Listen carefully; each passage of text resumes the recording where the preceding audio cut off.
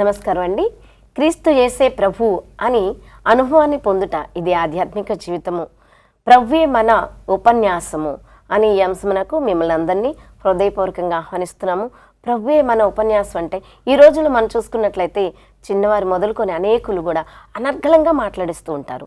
ఈ మాటలే ఉపన్యాసాలుగా మారుతూ ఉంటాయి. అయితే ఈ లోకంలో ఉన్నటువంటి ఉపన్యాసాలన్నీ తాత్కాలికమే. అదే క్రీస్తుని గురించినటువంటిది ప్రభువే మన ఉపన్యాసం అయినట్లయితే అది ఒకే స్థాయిలో ఉంటుంది. అయితే మన ఉపన్యాసాలన్నీ కూడా ప్రభు చుట్టూ తిరుగుతూ ఉండాలి. ప్రభువుకి ఫేవర్గా ఉండాలి అంటే ఈ యొక్క ఆధ్యాత్మిక పాఠము ద్వారా మనం ఏ విధంగా ఉండాలి, ఈ ఫేవర్గా అనేటువంటి విషయాలు మనం తెలుసుకుందామండి. ఈ కార్యక్రమానికి మిమ్మల్ని అందరినీ హృదయపూర్వకంగా ఆహ్వానిస్తున్నాము. మన మధ్య అతిథులు ఉంటే కూడా చాలా సంతోషము. వారిని కూడా ఈ యొక్క కార్యక్రమానికి ఆహ్వానిద్దాము. నమస్కారం అండి. ఈ యొక్క కార్యక్రమానికి మిమ్మల్ని కూడా హృదయపూర్వకంగా ఆహ్వానిస్తున్నాము. ఇక్కడ మనం చూసుకున్నట్లయితే ఈరోజు ప్రభువే మన ఉపన్యాసము. మరి ఇందిరా గారు, ప్రభువే మన ఉపన్యాసం అనే దాని గురించి మరి మా ప్రేక్షకులకు ముఖ్య ఉద్దేశం గురించి తెలియజేస్తారా? ఉపన్యాసించుట అనేది ఒక బహుమానం మేడం. చక్కగా మాట్లాడతారు కొంతమంది.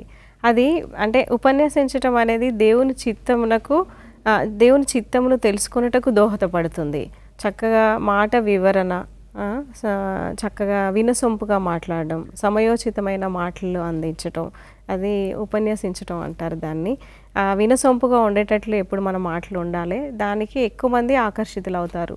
దీని యొక్క ముఖ్య ఉద్దేశం. చాలా చక్కగా వివరించారండి. అయితే ఇక్కడ మనం చూసుకున్నట్లయితే జెన్నిఫర్ గారు, దీని యొక్క పాఠం తాలూకా ముఖ్యమైనటువంటి తలంపు ఏంటో మా ప్రేక్షకులు తెలియజేస్తారా? తప్పకుండానండి. ఈ పాఠం తాలూకా ముఖ్య తలంపు కొలస్సీలకు రాసిన పత్రిక 4:6. వన్ మినిట్ కొలస్సీలు 4:6. ప్రతి మనుష్యుడికి ఎలాగు ప్రత్యుత్తరం ఇయ్యవలెనో అది మీరు తెలుసుకొనుటకై మీ సంభాషణ ఉప్పు వేసినట్టు ఎల్లప్పుడూ రుచిగలదిగాను కృపాసహితముగాను ఉండనీయుడి. ఆమేన్. ఆమేన్. అవునండి, దేవుని మహిమపరిచినట్లుగా ఇతరులకు మేలుకరంగా మన మాటలు ఉండవాలని ఇక్కడ దేవుడు చెప్తూ ఉన్నారు. చాలా చక్కటి వాక్యం చదివినందుకు ధన్యవాదాలు చెల్లిస్తున్నామా. మనం ఇక్కడ చూసుకున్నట్లయితే చాలా ప్రాముఖ్యమైనటువంటి విషయాల్లో ఉపన్యాసం గురించి తెలుసుకున్నాము. దేవుణ్ణి స్తుతించగలిగేటువంటి మాటలు మరి పలికినటువంటి వ్యక్తికి ఉన్నత గౌరవం లభిస్తుందండి.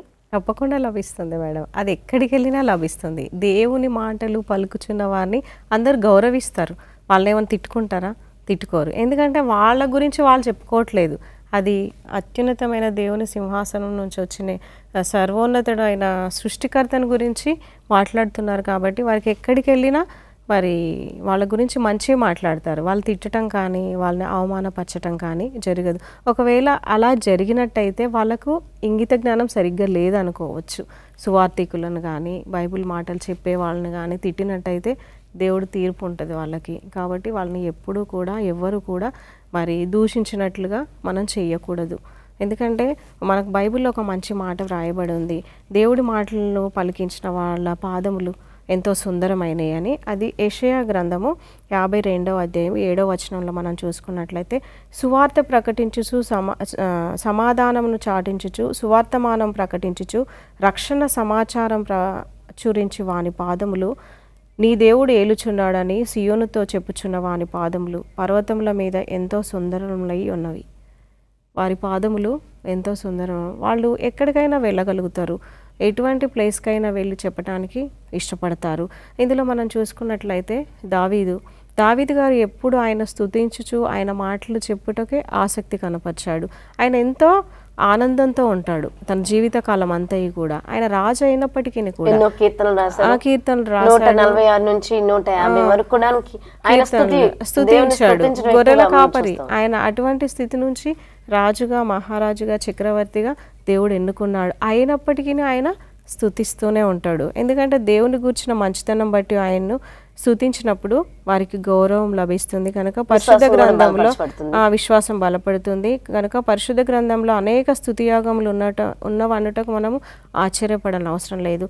అదేవిధంగా మనకు కీర్తనల గ్రంథంలో కూడా మనం చూసినట్టయితే ఆయన యేసు ప్రభు వారు మరి ఆయన జనసమూహం ఆయన యొద్దకు వచ్చినప్పుడు ఆయన ఎంత చక్కగా ఉదహరించాడు. సృష్టిని తీసుకొని ఆయన సృష్టిలో ఉన్నాయి వాళ్ళకి ఈజీగా అర్థమయ్యేటట్టు. పామరులు ఉన్నారు, అక్కడ చదువురాని వారు ఉన్నారు, అదేవిధంగా మరి బీదవారు ఉన్నారు, వాళ్ళకి అర్థమయ్యే రీతిలో గాలి, నిప్పు, నీరు, ప్రతిదీ సముద్రంను చూపిస్తూ, ఆకాశ పక్షులను చూపిస్తూ, ఆకాశ పక్షులు విత్తవు కోయవు కానీ వాటిని పోషిస్తున్న దేవుడు మిమ్మల్ని పోషించడా, ఏమి తిందుమో ఏమి త్రాగుదుమో అని మీరు చింతించవలసిన అవసరం లేదని వాళ్ళకు చక్కగా ఉపన్యాసిస్తాడు ఆయన. మరి కొండ మీద ప్రసంగం కూడా ఎంత చక్కగా చెప్తాడు. ఇహలోకంలో కూడా దాన్ని అనుసరించిన వాళ్ళు రాజకీయవేత్తలు ఇంకా మతాధిపతులు చాలామంది ఉన్నారు. అంత చక్కగా ఉదహరించాలి అంటే అంత చక్కగా ఉపన్యసించాలి, అందరిని ఆకట్టుకునేటట్టు మన మాటలు ఉండాలని మరి ఈ యొక్క పాఠం యొక్క తాలూకా చాలా చక్కగా వివరించారండి. అంటే ఇక్కడ జెన్నిఫర్ గారు మనం చూసుకున్నట్లయితే ఉపన్యసించుట అనేది ఒక బహుమానం అని నువ్వు ఎలా అందువు? తప్పకుండానండి. ఉపన్యసించుట అది ఒక టాలెంట్, అందరికీ ఉండదు అది.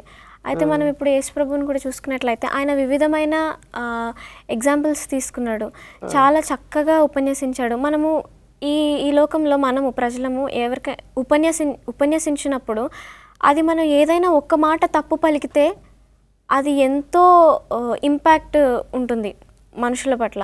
సో మనము ఉపన్యసించడం అనేది ఒక టాలెంట్. కరెక్ట్గా అక్యురేట్గా మనము మాటలని మాట్లాడాలను. అంటే ఫర్ ఎగ్జాంపుల్ కొంతమంది ఉంటారు నార్మల్గా స్కూల్ అండ్ కాలేజెస్లో స్పీచ్ ఇస్తున్నప్పుడు స్పీచ్ అంతా చదువుకుంటారు.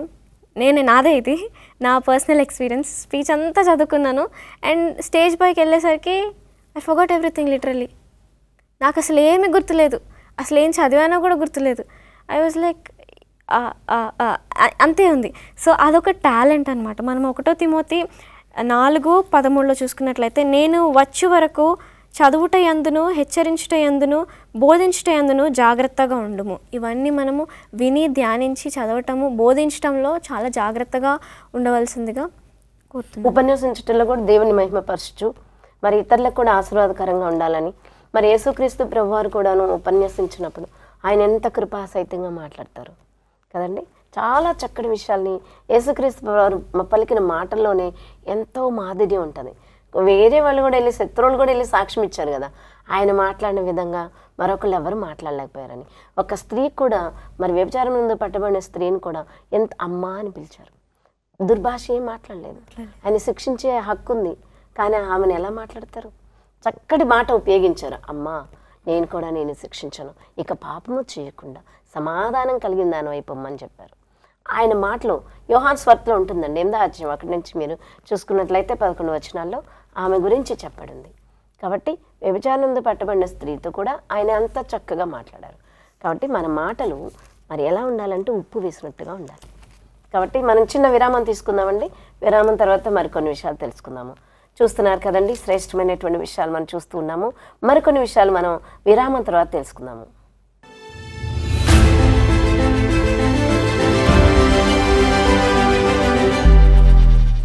తిరిగి ఆహ్వానం.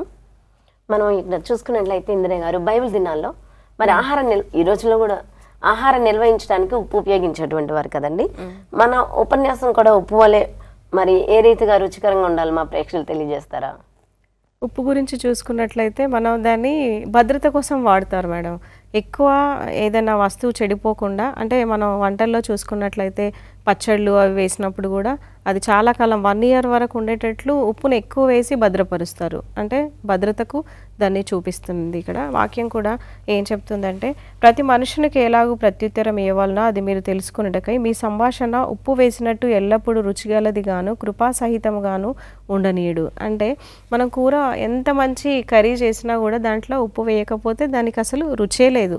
ఎంత పెద్ద ఫంక్షన్లో కానీ చిన్న కూర అంటే ఒక కుటుంబానికి చేసుకున్న దాంట్లో పెద్దదైనా చిన్నదైనా దాంట్లో ఉప్పు వేయకపోతే దానికి రుచి ఉండదు. ఉప్పు లేని కూర చెప్పనా అని చెప్పనా. ఎంతమందిని పిలిచి మనం ఎంతో చక్కగా వడ్డించాలన్నా ఆ కూరలో ఉప్పు లేకపోతే అంతటి ఉప్పుకు అంత శక్తి ఉంది. అంటే దేవుడు ఇక్కడ చూపిస్తున్నాడు మనకు. మత్తయి 5లో కూడా 13వ వచనంలో ఏముందంటే ఉప్పు నిస్సారమైతే దేని వలన సారం పొందును, అది బయట పారవేయబడి మనుషుల చేత త్రొక్కబట్టకి కానీ మరి దేనికి పనికిరాదు.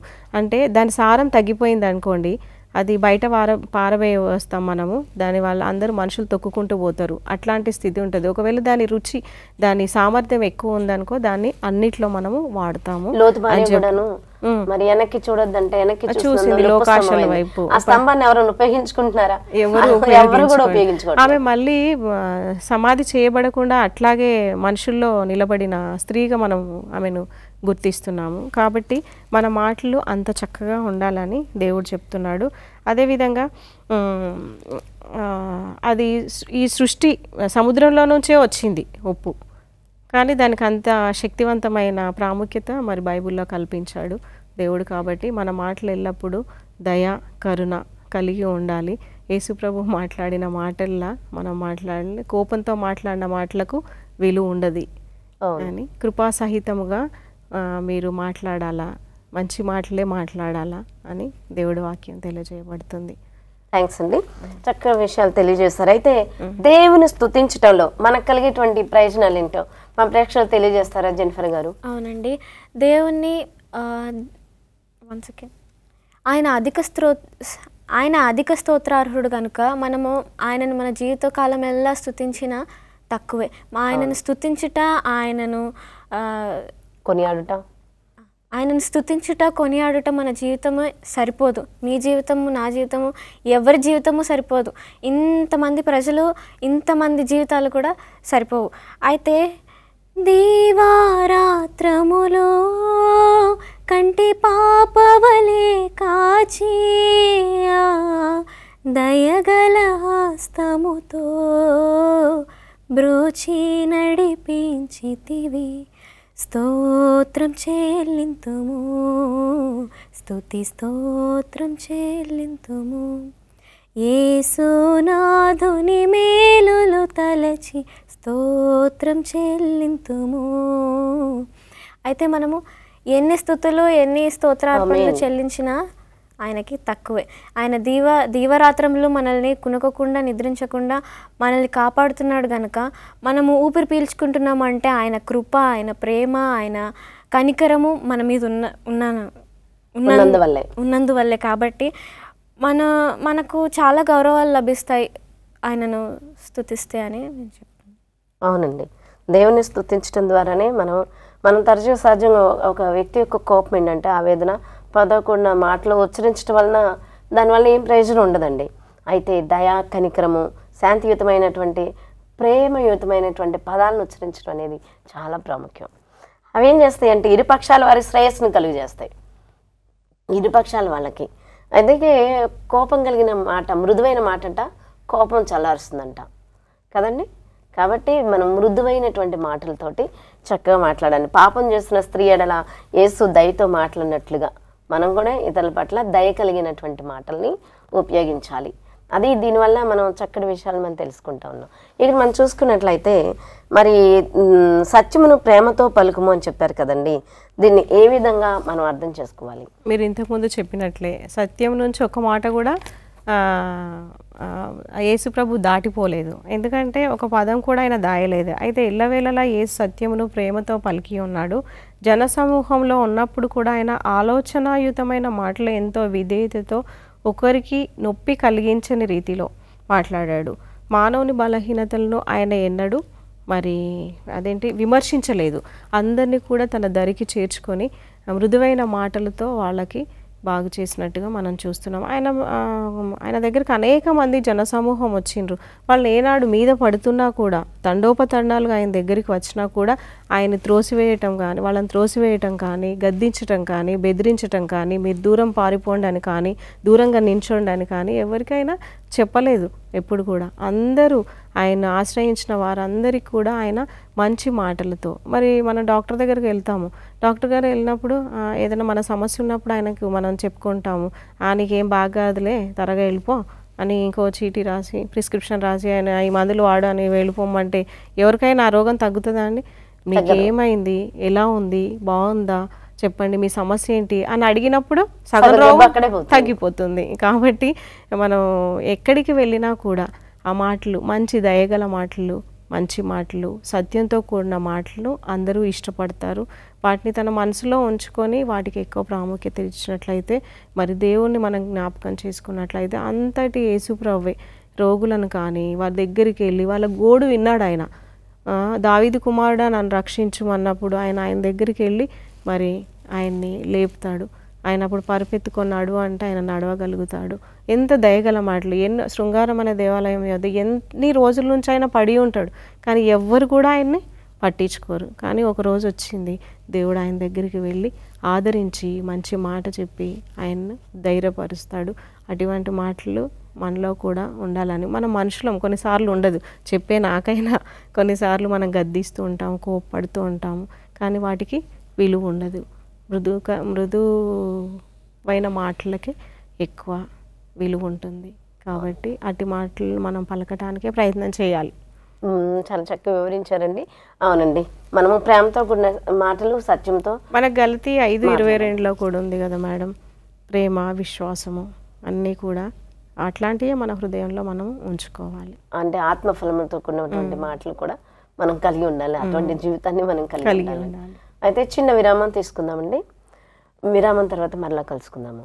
చిన్న విరామం తర్వాత మరికొన్ని విషయాలు మనం తెలుసుకుందాము.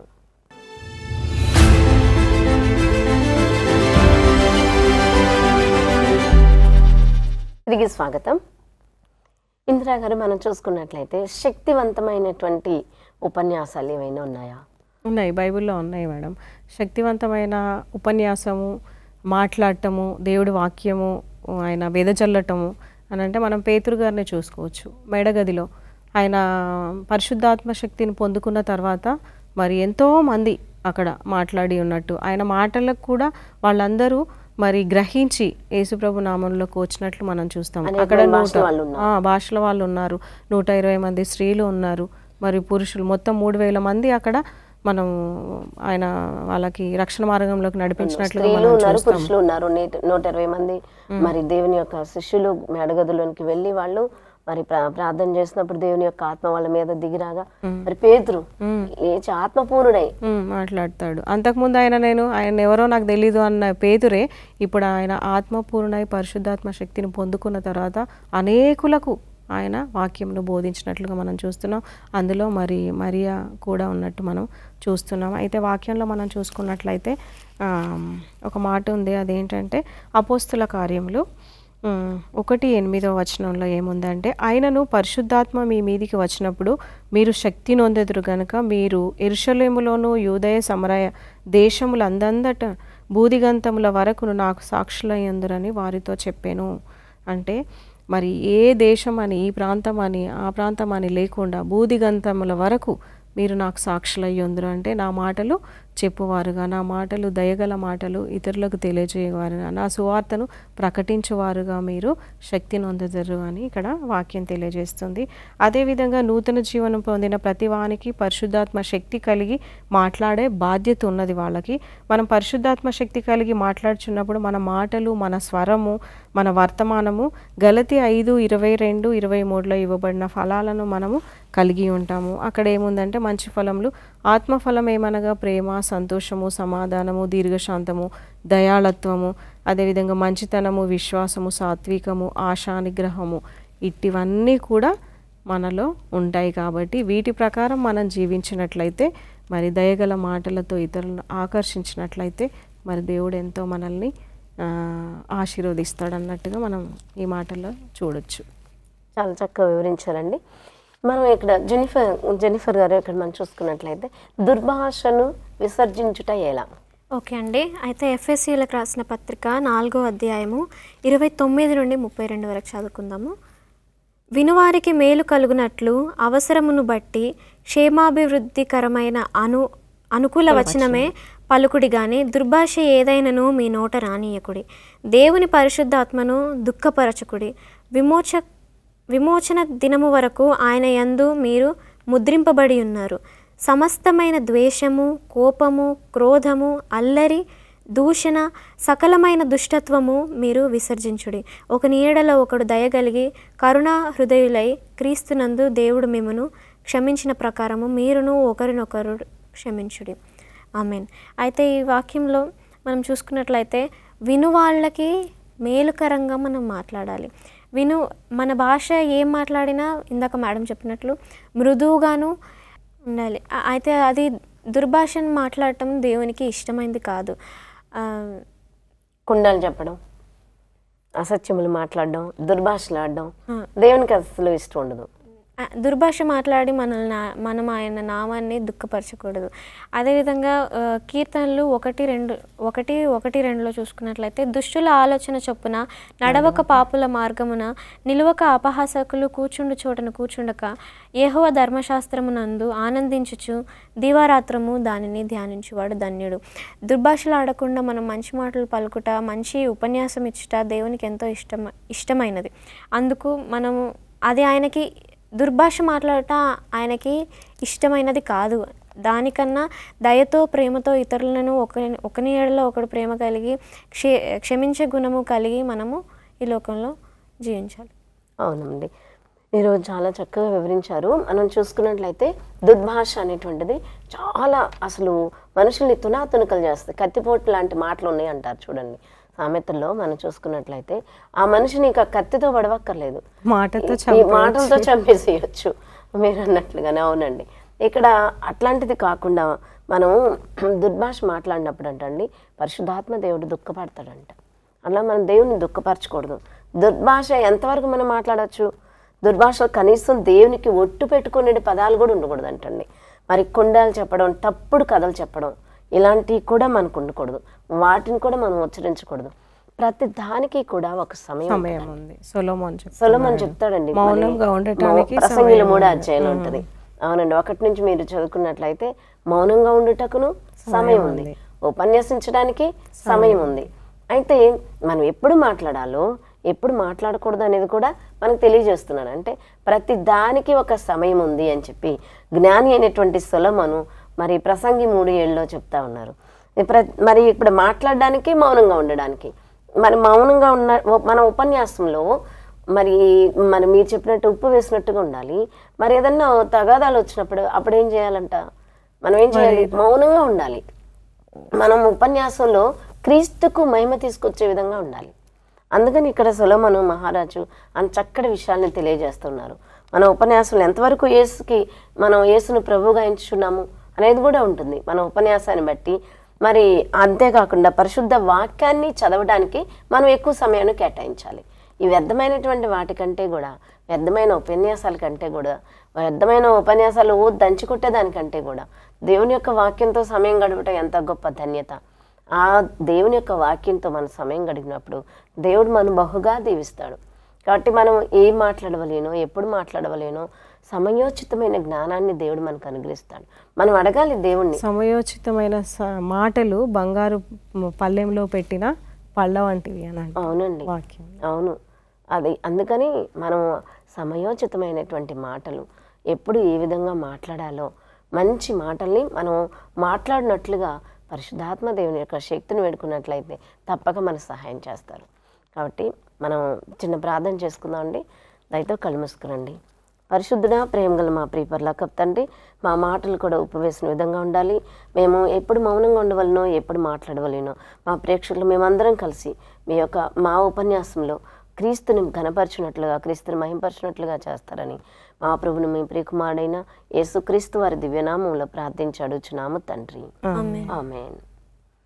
మరి యొక్క కార్యక్రమాన్ని జయకరం చేస్తున్నందుకు మీకు చాలా ధన్యవాదాలు చెల్లిస్తున్నామండి.